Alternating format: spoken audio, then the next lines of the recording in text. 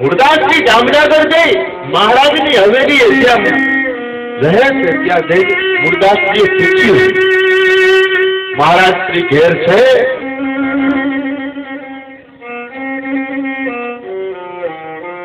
ત્યારે રહેનારી પેલી નોકરાણીએ કહ્યું કે મહારાજ શ્રી તો મોટા મંદિરે ગયા છે, મહારાજ શ્રી અહીંયા છે ને, અને મોટા મંદિરે નવા ગુરુ ધારણ કર્યા છે, એમની સાથે એ સત્સંગ કરે છે.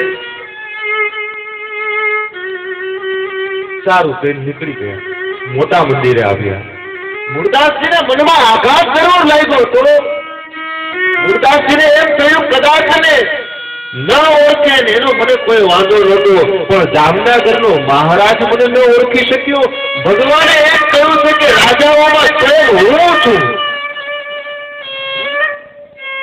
રાજાની અંદર ભગવાન વિષ્ણુનો વાસ હોય છે, તો એ મહારાજ મને ન ઓળખી શક્યો. મુરદાસના હૃદયમાં ત્યારે જો ધાર આંસુ વહેતા હતા. સંત આંખોથી ન રડે બાપ, સંત હૃદયથી રડતા હોય છે. મુરદાસજીની આંખો ભીની પડી. મેં પહેલા કહ્યું, જાણકાર વ્યક્તિ ઘા કરે ને ત્યારે બહુ આઘાત લાગે છે. અજાણ કોઈ પણ ઘા કરે કઈ ચિંતા નહીં. એક દાસી મહેલમાં જતી હતી ને, એના ચરણની નીચે કેટલાય લાખનું નંગ હતું, એ હીરો પગમાં આવ્યો. પેલી દાસીને એમ કે કઈ કાચનો ટુકડો છે પગમાં લાગ્યો, તો એને લઈ લીધો, પણ જોયો ને તો દેખાતો તો સારો. એને કહ્યું કે બહુ સરસ લાગે છે. પેલી દાસી એ ઝવેરી પાસે જઈ અને પેલા નંગને લઈ લ્યો. એને એમ કે આ તો કાચ જ છે, પણ દેખાય છે સારું. એટલે પેલી દાસી આપ્યું કે આ શું છે? પેલા ઝવેરીને કહ્યું કે આને કઈ ખબર પડતી નથી, એટલે આ નંગ પડાવી લેવું હોય ને તો પડાવી લેવાનો અવસર છે, સારામાં સારું. એટલે પેલા નંગને હાથમાં લઈ અને એની દુકાનની અંદર ઘા કર્યો. આ તો હાવ ખોટું છે, આ તો કાચ છે, એમ કરીને ફેંકો. ફેંકતાની સાથે એના ટુકડા થઈ ગયા. હીરો કોઈથી તૂટે નહીં. લોખંડમાં રાખો ને અને માથે ઘણ મારો ને તો એ લોખંડની આર પાર નીકળી જાય, બાકી એના બે કટકા ન થાય. પેલા ઝવેરીને કહ્યું, કમાલ છે, હીરો એરોને તોડી નાખે, બાકી કોઈ દિવસ એનો ઘા કરવાથી તૂટે નહીં. અને આજ ઘા કર્યો અને આ હીરો તૂટ્યો કેમ? અને હું ઝવેરી છું, અને આમાં જોવામાં કોઈ ફેર ન પડે. આ હીરો સાચો જ હતો, શું કામ તૂટ્યો? ત્યારે એ તૂટેલા એ હીરાના કટકામાંથી અવાજ નીકળ્યો, ચેરી પગ તરે લાગ્યો. ચેરી એટલે દાસી. ચેરી પગ તરે લાગ્યો તબ તે ઘટ્યો ન માન. જયારે હું એક દાસીના ચરણ નીચે આવ્યો ને ત્યારે મારું માન નહોતું ઘટ્યું, પણ હવે તું જાણત હું અજાન થયો. તું જાણત અને છતાંય અજાણ બન્યો અને મારો ઘા કર્યો ને, એટલે મારા હૃદયના ટુકડા થઈ ગયા છે. જેમ મુરદાસજી કહે છે કે આજ આ જાણકાર વ્યક્તિએ ઘા કર્યો ને મારા હૃદયના ટુકડા થઈ ગયા. કઈ વાંધો નહીં. મુરદાસજી મોટા મંદિરે નીકળ્યા અને મોટા મંદિરે જતા જતા રસ્તામાં એક મૃત બિલાડીને જોયું. મુરદાસની દ્રષ્ટિ બિલાડીની ઉપર પડતા સાથે બાજુમાં નાના નાના બચુડિયાઓ એક મરેલી બિલાડી ઉપર તરવડતા હતા. અને મુરદાસ પેલી બિલાડીને મૃત પામેલી હતી. આપણે કહીએ ને કે આ મરેલી વસ્તુને ન અડાય, એને પકડી પગથી એને પકડી મુરદાસજી એમને મોટા મંદિરે ચાલવા માંડ્યા. મંદિરના દ્વારે ઉભા રહી અને મુરદાસજીએ પેલા સેવકોને કહ્યું કે જાઓ જઈને તમારા મહારાજ શ્રીને કહો કે અમરેલીથી પાપી મુરદાસ આવ્યો છે, 2 મિનિટ મળવું છે, સમય આપો. બહાર ઉભા રહી પેલા સેવકો તો ઓળખતા હતા, કારણ કે એ રાજ્ય ગુરુ હતા, મહારાજના ગુરુ હતા, એટલે એના જેટલા માણસો હતા એને ખબર હતી મુરદાસ કોણ છે. એટલે તરત મૂળદાસને ઓળખી ગયા. પેલો માણસ જઈ મહારાજ શ્રી સત્સંગમાં બેઠા છે એમાં જઈને હળવેક થઈને કહ્યું, મહારાજ ક્ષમા કહો. બહાર મંદિરની બહાર મૂળદાસ ઉભા છે અને મહારાજ ઉભા થઈ ગયા. મૂળદાસ આવ્યા છે, રજા માંગે છે, એમ જલ્દી લઈ આવો. મૂળદાસજીને આવી કહ્યું, બાબા ચાલો પધારો. મૂળદાસમાં એક હાથમાં એ મરેલી બિલાડી અને સીધે સીધા મંદિરની અંદર દાખલ થયા. ત્યાં તો આવી રીતે કોઈ મંદિરની અંદર પ્રવેશ કરે તો માલિકો જેટલા બેઠા હોય એ માણસોના હૃદય એસે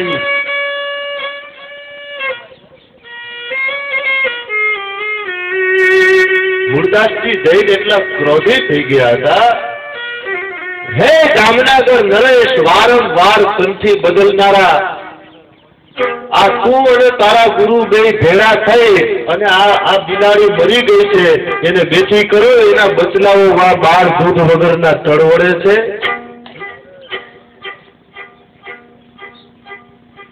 તો જે સભા આખી ભરાઈ હતી, જે લોકો સત્સંગમાં હતા, ઉભા થઈ ગયા, માથા નીચા નમી ગયેલા હતા. મૂળદાસજી કહે છે કે તું અને તારા ગુરુ બંને ઉભા થઈને આને જલ્દી બેઠી કરો. રૂવાણાઓ ઉભા કરી દીધા. કોઈ બોલી ન શક્યું મૂળદાસ સામે. અને એ સમયે મૂળદાસે કહ્યું હતું, તમારામાં જો કઈ કેવળ ન હોય તો પછી તમારા પૂજારી શ્રીને કહો ઠાકોરજીનું જળ મારા હાથમાં આપે.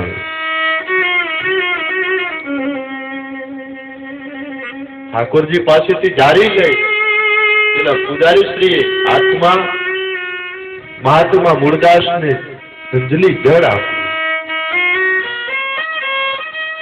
મૂળદાસજીએ રામ નામ મંત્ર અભિમંત્રિત કરી પેલી બિલાડીની ઉપર જળ છાંટ્યું અને બિલાડી સળવળાટ કરતી ઊભી થઈ અને એના બચલા પાસે જતી રહી.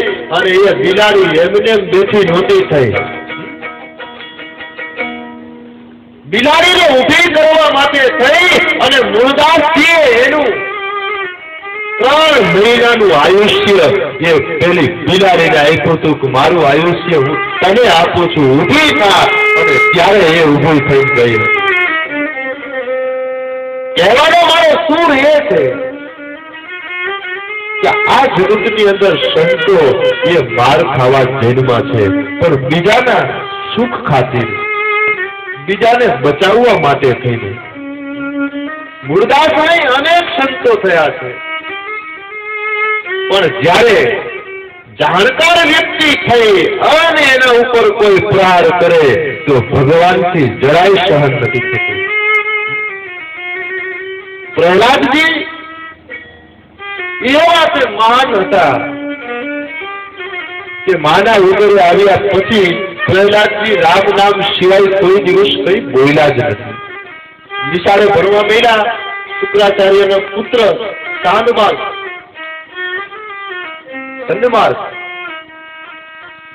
એની પાસે ભણવા બેસાડ્યા. નિશાળે લઈ જાય, ભણાવે, પણ આનું ભણતર જ જુદું હતું. જૈનમાં પેલાનું ભણતર શરૂ થયું હતું એ કોઈ દી ન થશે. ગુરુજી બહાર નીકળી જાય ને એટલે પ્રહલાદજી હાથમાં દંડો લઈને ઉભા થઈ જાય કે તમારે સાચું શીખવું છે કે ખોટું. પેલા રાક્ષસ પુત્રો બધા કે સાચું, તો કે હાલો મારી હારે શરૂ થઈ જાવ. રામ રામ સીતા રામ રામ રામ સીતા રામ રામ રામ સીતા રામ રામ રામ સીતા રામ રામ રામ સીતા રામ રામ સીતા રામ રામ રામ સીતા રામ રામ રામ સીતા રામ રામ રામ સીતા રામ રામ સીતા રામ રામ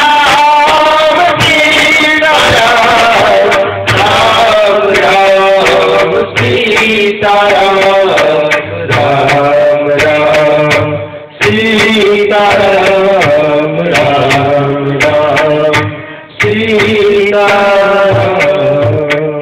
પ્રહલાદજી આ ધૂન બધાય રાક્ષસોને શીખડાવી હતી, પણ હવે એમાં ઓચિંતાના ગુરુજી આવ્યા, એને એમ કે જો હમણાં ક્યાંય આ વાતની જાણ હિરણ્યકશિપ પાસે પહોંચશે તો હમણાં ધરતી મસ્તક પેલા તો મારું જ ઉગાડી દેશે. જઈ અને એને પકડવાની કોશિશ કરી. પેલા લોકો ધૂન ગાતા હતા ને, એને એમ કે હમણાં આગળ આગળ કરી બંધ કરી દઉં. એમાં જે લોકો ધૂન ગાતા હતા એને એ ગુરુજી સ્પર્શ કર્યો અને બે હાથ ઊંચા કરીને એ ચાલુ થઈ ગયા. રાજા રામ રામ રામ રાજા રામ રામ રામ રાજા રામ રામ રામ રાજા રામ રામ રામ રાજા રામ રામ રામ રાજા રામ રામ રામ રાજા રામ રામ રામ રાજા રામ રામ રામ. ખબર પડવાની કાલે અહીંયા ધૂન ગાઈને કોઈને ખબર પડશે દોડતા જે આવે એને બંધ કરવાની કોશિશ કરે અને આને ક્રોધ લાગે. રાજા રામ રામ રામ રાજા રામ રામ રામ રાજા રામ રામ રામ રાજા રામ રામ રામ રાજા રામ રામ રામ રાજા રામ રામ રામ રાજા રામ રામ રામ રામ રામ રાજા રામ રામ રામ રાજા રામ રામ રામ રાજા રામ રામ રામ રાજા રામ રામ રાજા રામ રામ રામ રાજા રામ રામ રામ રાજા રામ રામ રામ રાજા રામ રામ. જેટલા વ્યક્તિઓ ધૂન બંધ કરાવવાની કોશિશ કરી અને એનો સંપર્ક કર્યો, કોઈ પણ હૈડા એટલે એ નિશાળની અંદર રામધૂન એ બોલવા માંડતા હતા, લાગી જતી હતી. આપણે કહીને ઇલેક્ટ્રિક પાવર આવતો હોય, ઇલેક્ટ્રિક પાવર ની અંદર કોઈકને શોર્ટ લાગે, એ પછી બાજુમાં બીજો એને બચાવવા આમ પકડે ને તો એ ધૂણે એને ભેગા એને શોર્ટ લાગે, પછી ત્રીજો આવે એ અડવા જાય તો એને શોર્ટ લાગે. કેવી જ રીતે આનો પાવર એવો જ છે, એકને શોટ લાગે પછી એને કોઈ અડે એની જગ્યા ઉપર જાય એટલે બીજાને શોટ લાગે. એમાં હિરણ્યકશ્યપને ખબર પડી, આવીને સીધો બધાને અડ્યો, પડકાર કર્યો, એને શોટ નો લાગ્યો. ઘણા માણસો એમ કે એને રામ, આ હકીકતમાં લખ્યું છે બાપુ, બધાને રામ ધૂનનો કરંટ લાગ્યો, પણ આ હિરણ્યકશ્યપને એકને જ નો લાગ્યો. એ બધાને અડતો હોરો બધાને આંખને મારી બંધ કરી દીધા. આને પાવર શું કામ નો લાગ્યો? એનું કારણ શું હશે? ને મારી રીતે ગોઈતું છો, હિરણ્યકશ્યપ છે ને એ ઉડેલો બલ્બ છે. ઉડેલા બલ્બ ને ગમે ત્યાં ચડાવો થાય, ચાલુ હોય ને એ ગમે ત્યાં પાવર આવતો હોય, ડીમ આવતો હોય તો ડીમ થાય, ફૂલ પાવર આવતો હોય તો ફૂલ થાય. ચાલુ લેપ હોય ને એને ગમે ત્યાં ચડાવો, પાવર આવતો હોય ત્યાં ચાલુ લેપ ઉપડે. હિરણ્યકશ્યપ ઉડેલો લેપ છે, એને ગમે ત્યાં ચડાવો ન થાય, એને નાને કઈ કનેક્શન જ નહીં.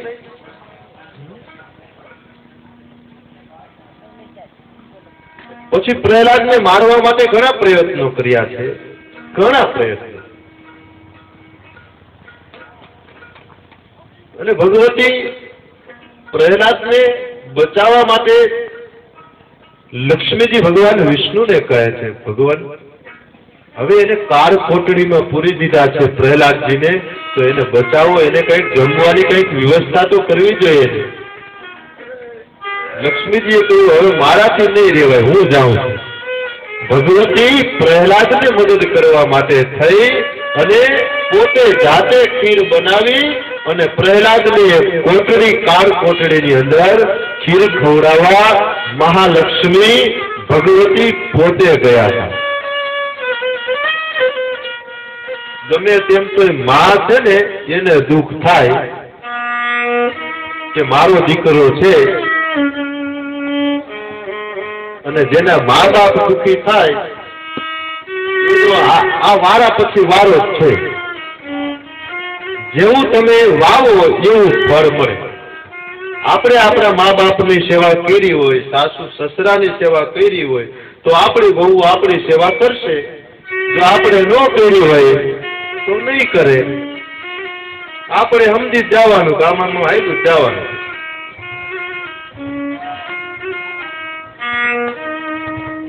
એ તો એક વાત તો નક્કી છે ચોક્કસ બાપુ કે તમે આંબાનું બી વાવો તો જ એમાં કેરી આવે અને એ મીઠાશ ગ્રહણ કરી શકો. બાવળનું બી વાવો તો એમાં તમે મીઠાશ ન મેળવી શકો. એ તો નક્કી છે.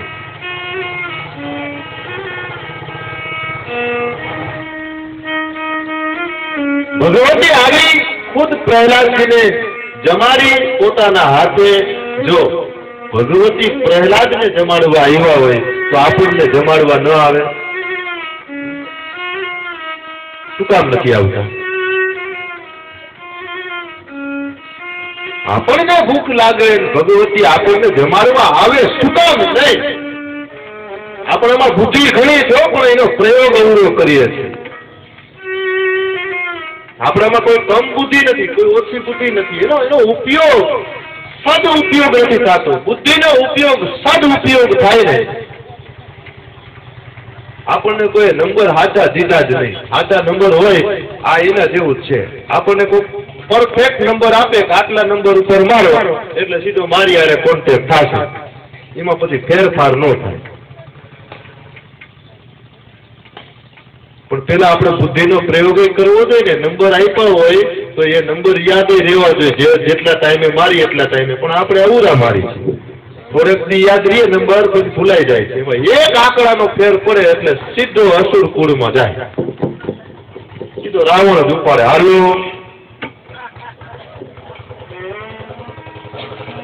શું કામ આપણી પાસે નથી આવતા? આપણી બુદ્ધિ અતિશય છે. બુદ્ધિનો પ્રયોગ ઉલટો કરીએ છીએ. 4 જણા ખેતરમાં બેઠા હતા. પોતાની વાડી, રોડના કાંઠા ઉપર વાડી હતી. એમાં એક શેઠ એમરી શેડર ગાડી લઈને નીકળ્યા. રોડ ઉપર જતા હતા. એમાં એના ખેતરની બાજુમાં ગાડી ફસાઈ ગઈ. પેલા શેઠ તો શું કરી શકે? અને પેલો એક ડ્રાઈવર હોય તો એ પણ શું કરી લે? ગાડી એવી રીતના ખાડાની અંદર ફસાઈ ગઈ કે નીકળવાની કોશિશ કરી પણ ન નીકળી. પેલા શેઠે નીચે ઉતરી ધક્કો મારવાની કોશિશ કરી છતાંય ન નીકળી. એટલે પેલા શેઠે આજુબાજુમાં દ્રષ્ટિ કરીને જોયું તો 4 જણા ત્યાં બાજુમાં બેઠેલા. એને શેઠે જોઈ ગયા. પછી પુકાર કર્યો કે ભાઈઓ અહીંયા અમારી ગાડી ફસાણી છે, જરાક કાઢી આપો ને. પેલા 4 જણા આવ્યા. 4 જણા પેલા આવી અને શેઠ ધક્કો મારતા હતા. બોલે એસે નહીં, તું થોડે દૂર રહો, થોડાક છેટા ઉભા રહ્યો. કાંઈ વાંધો નહીં, હમણાં કાઢી થઈ બાપા. 4 જણા એક બાજુ ઉભા રહી ગયા. ગાડીને અધરો અધર ઉપાડી ખાડાની બહાર મેલી દીધી. એટલે શેઠ બહુ રાજી થઈ ગયા. મારે જવું તું જલ્દી. સારું થયું તમે ગાડી કાઢી આપી. 4 જણાને 100 રૂપિયાની નોટ આપી. લ્યો. પછી શેઠે પૂછ્યું, પૈસા આપી દીધા પછી પેલા 4 વ્યક્તિઓને પૂછ્યું તમે ધંધો શું કરો છો ભાઈ? તો કે બસ આજ.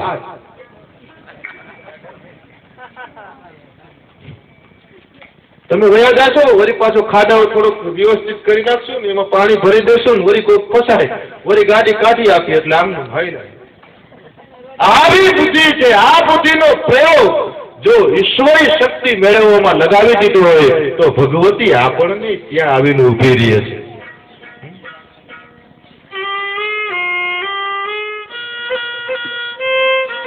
કેમ લાગે?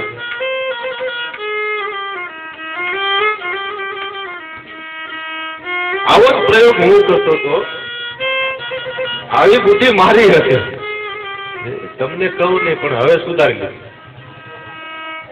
10 વર્ષ પહેલા હું અવધ હતો. ખૂબ જોતું દીધી મેં. કેટલાય ધંધા એવા કર્યા. પછી એમ થયું આ પ્રયોગ આ જગ્યા ઉપર પ્રયોગ કર્યો હોય તો શું થાય? એટલે આ જગ્યા ઉપર છું. તમને મારો અનુભવ ને દાખલો આપું છું, બીજે અનુભવ આપું એનો નહીં. મારો અનુભવ હું તમને કહું છું. 10 વર્ષ પહેલા તમે કોઈ પણ વ્યક્તિને અમારા ગામની આજુબાજુમાં પૂછો, અત્યારે ઘણા ગામની અંદર ત્યાં 100 થી 7 ગામ છે, ત્યાં તમે જઈને પૂછો બાપુનું પહેલાનું ચરિત્ર કેવું, એટલે એમ કે એને કોઈની કથા ન આવડે એવું. મારે કથાને કેટલા ગાવને છેટી હતી. પછી પ્રયોગ કર્યો, પછી કિસી મહાત્માની કૃપા થઈ અને આ ગાદી ઉપર બેઠો, તમારાથી ઊંચો વયો ગયો, સીધો ગાદી આવી ગયો. શું કામ? ખબર હતી બુદ્ધિનો પ્રયોગ આમાં કર્યો હોય તો ભગવતીને આવવું જ પડે. શું કામ ન આવે? પણ મને નંબર આપવા વાળા વ્યક્તિ હતા ને, એને મને સચોટ નંબર દઈ દીધો કે આ નંબર ખરો છે, લાગે એને લાગી ગયું.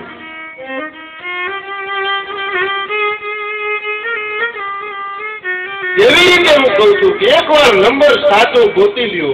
સાચો નંબર હોય ને, તમે જે બુદ્ધિનો પ્રયોગ ધન ઉત્પન્ન કરવા માટે કરો છો, તો એ જ બુદ્ધિનો પ્રયોગ એકવાર ભગવાનને મેળવવા માટે કરો ને, એટલે ઈશ્વર તરત જ હાજર થઈ જાય. બસ આ જ પ્રયોગ છે. મેં તો જોડિયા છે ટેલિફોન તાર કનૈયા સાચો નંબર બતાવજે. જોડિયા છે ટેલિફોન તાર કનૈયા સાચો નંબર બતાવજે. જોડિયા છે ટેલિફોન તાર કનૈયા સાચો નંબર બતાવજે. જોડિયા છે ટેલિફોન તાર કનૈયા સાચો નંબર બતાવજે. પેલો ટેલિફોન ગોકુલમાં જોડિયો, પેલો ટેલિફોન ગોકુલમાં જોડિયો.